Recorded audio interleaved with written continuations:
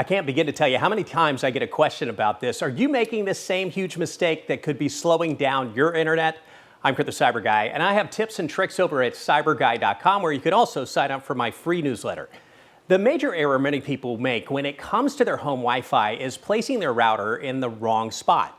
Some of the worst places you could place your router are in a closet or in a cramped space or near metal, brick, or plywood or sheetrock. And also in the kitchen's a really terrible place. If you keep your router in the kitchen, appliances like the microwave could interfere with the signals and slow down your connection.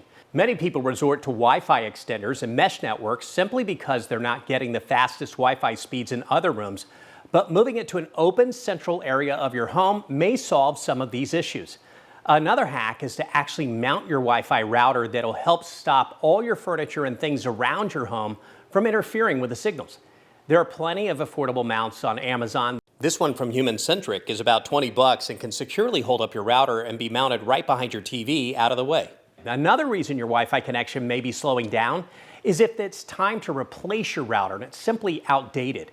There are a few of the signs you should look for when considering getting a new one. First, if you don't have enough Wi-Fi coverage to use multiple devices, it is time to upgrade. Next, if your router is over 5 years old, it probably doesn't have the same protection that most newer routers are coming with.